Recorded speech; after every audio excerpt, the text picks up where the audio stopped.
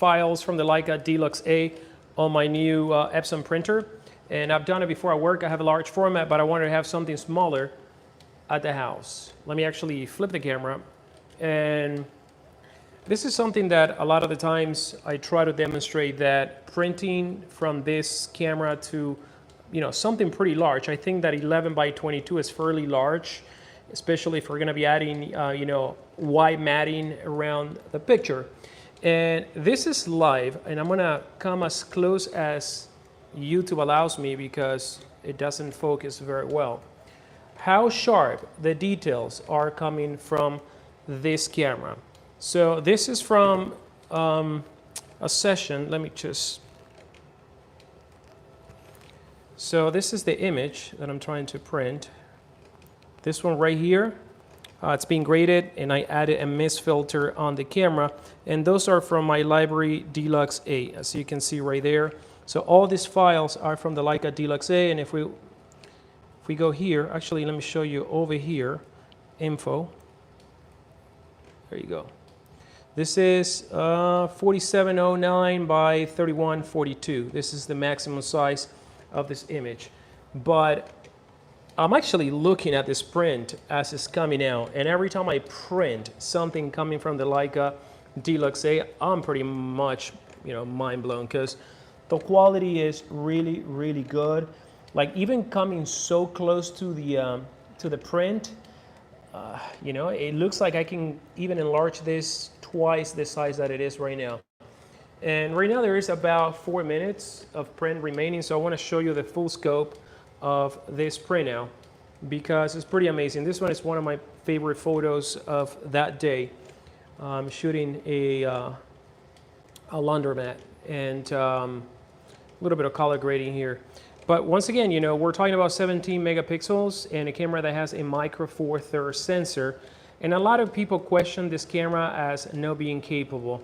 And one thing that you have to keep in mind is that how much larger are you going to print on a daily basis, specifically when you just pick up a camera to go out and shoot and have some fun, right?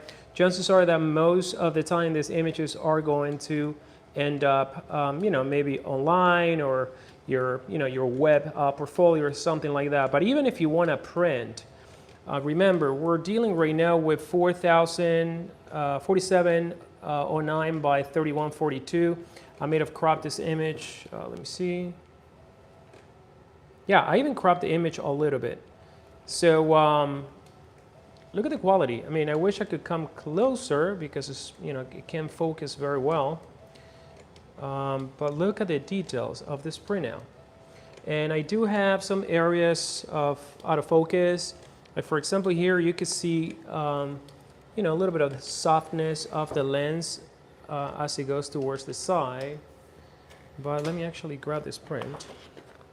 Try to pop it here. If I can. Oh, I can. But look at my arm.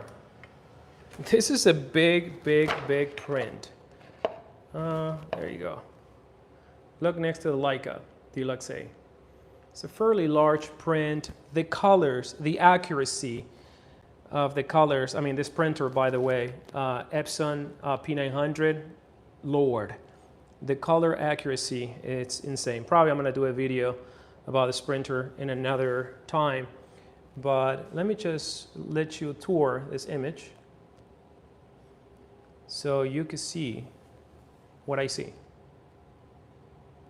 Like, I can see details that I cannot see on the computer. It's that good. I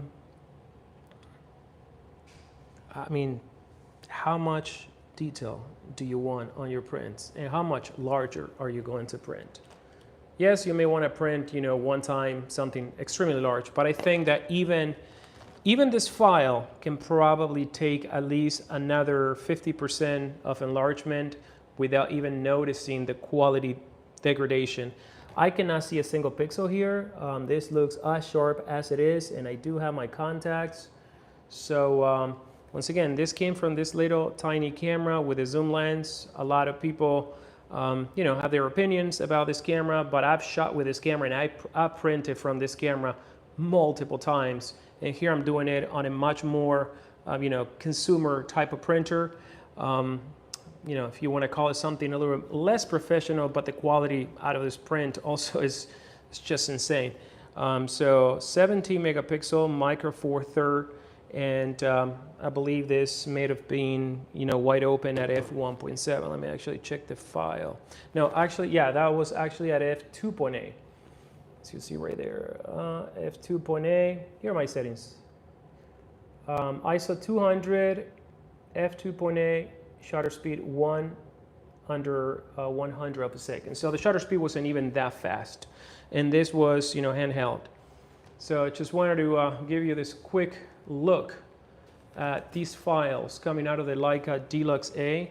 If you're doubting this camera, I think this print, I mean, at least if you doubt this camera as far as printability capabilities, this camera does prove that no matter, you know, what you shoot with this camera, prints are gonna come out incredible. And I've been printing other stuff coming out of the Leica M11. Because I know that I shot it with a Leica D Lux A, I have a bias.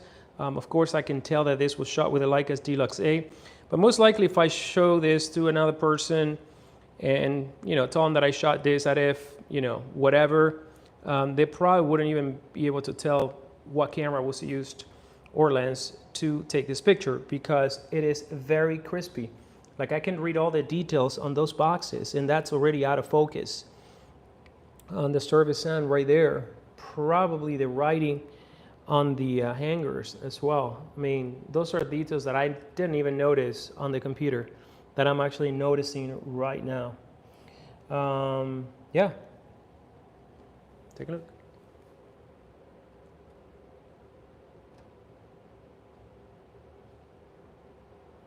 So this little guy right here is the reason why I've made a lot of videos, and there's a reason why I go out on trips, you know, with this camera. No matter what I bring, it comes with me. All right, it turns out that the Leica D Lux A can print some nice images. So I'm probably gonna do a dedicated video to this. Just wanted to show you as this first image from the Leica D Lux A is being printed on this new Epson P900. The printer is not new. It's actually quite old, well, quite old, maybe 5, 6 years old, something like that. But the quality is super silent, by the way. So see you in another video. Comment below what you think.